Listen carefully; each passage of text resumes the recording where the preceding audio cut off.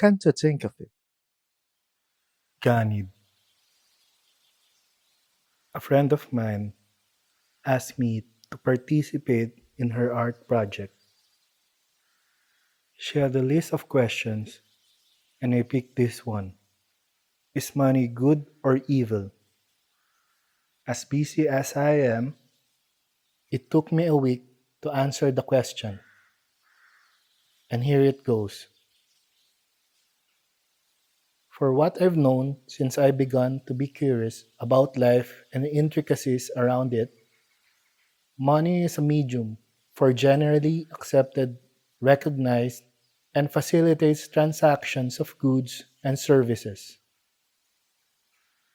To its sole purpose, it is good, but it becomes evil when greed joins the equation. When people start to glorify money and do all inhumane things to others just to have it all and to have it more. Personally, we are living in the age where money is the engine of success, and I'm working my ass off to be compensated and to provide for my needs. I am just lucky that I had a great upbringing, that I don't rely on money for happiness and avoid being greedy. Can't you think of it? Is it human nature to be greedy? Stanford University psychology professor Brian Knudson, who has used modern brain imaging technology to try to associate regions of the brain with specific behaviors.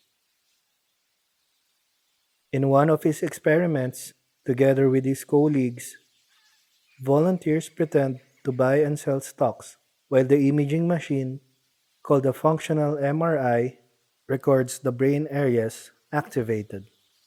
The findings suggest a connection between activity in pleasure center areas of the brain and the action of making a profitable stock sale and even risk taking behavior in anticipation or hope of gain, such as gambling.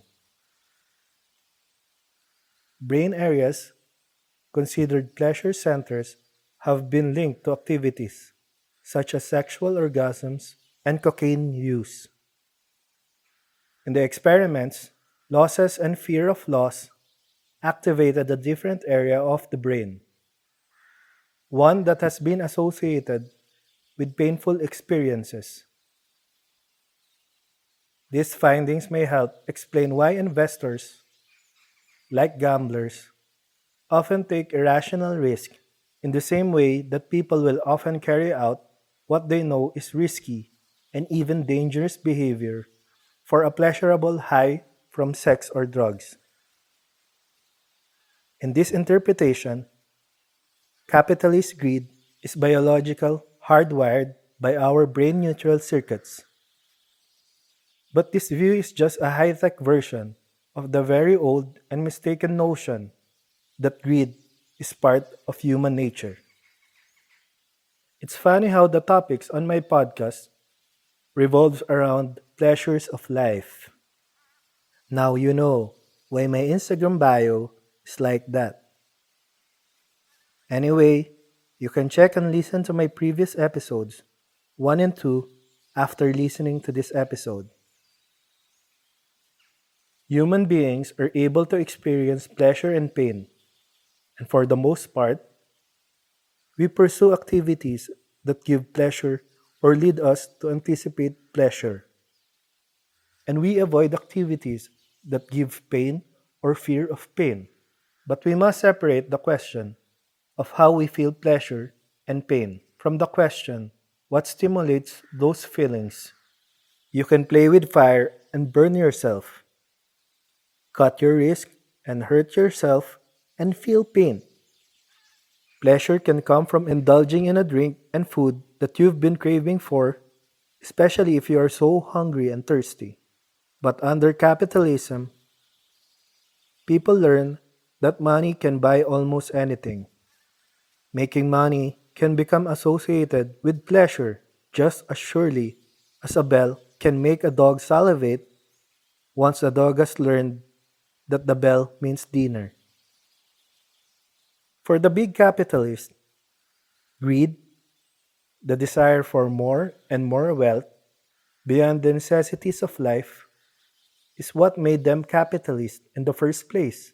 If that did not drive them, then they will not have succeeded as capitalists, or they might pursue some more useful occupation. Under a different social system that valued equality rather inequality, getting satisfaction from accumulating more wealth than one person could ever use would be considered a sickness, something like kleptomania.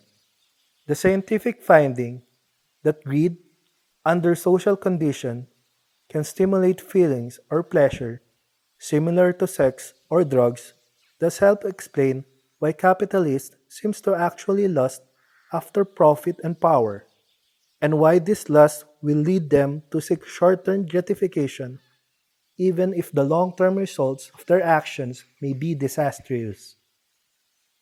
The experiments of Knudsen offer one explanation for corporate opposition to environmental controls.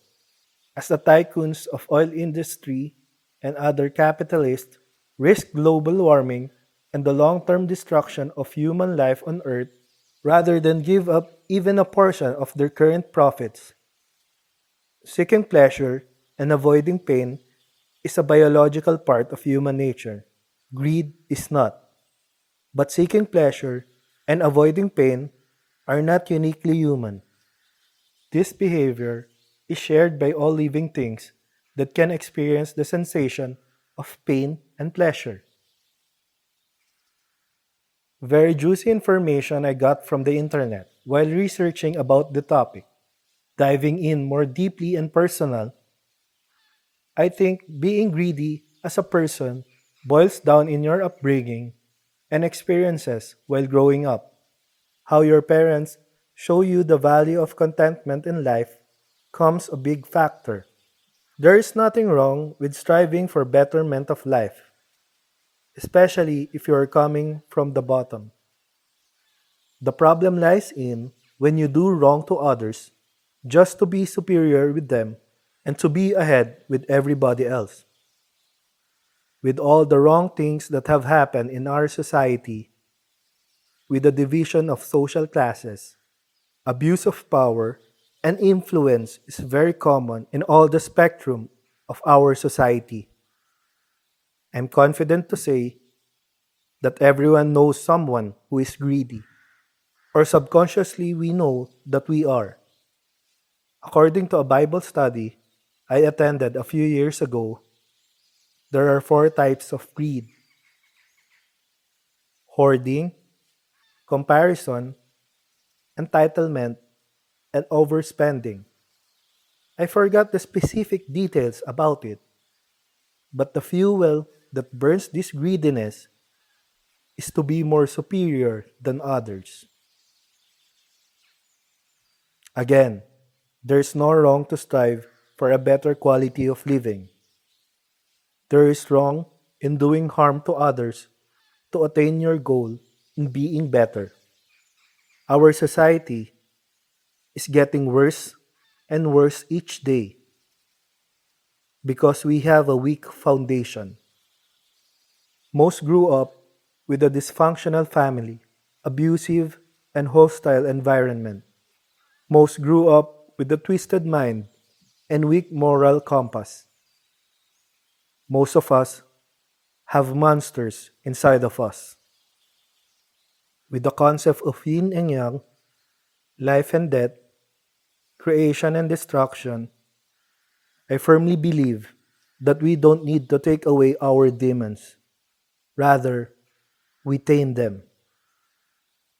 It is all hard work and no shortcut. We just need to balance things out and make things work. Again, personally, to overcome greed, we need to be content, enjoy the journey, and don't focus too much on the result. My friends from video production back home always says this line: submit to the grind. Every day is a work in progress for everyone. Don't feel sad if you feel you are left behind in life. Focus on your own pace. Don't strive for the accolades, praises, and gratification. Rather, strive for being good, fair, and noble person. Let's break the stigma of being good is a sign of being soft and weak. You can be both confident and respectful at the same time. If no one teach you to be a good individual when you are young and growing up, it is not too late to be a good one. Remember that someone is looking up to you, may it be your child or other people who believes in you. Padayon.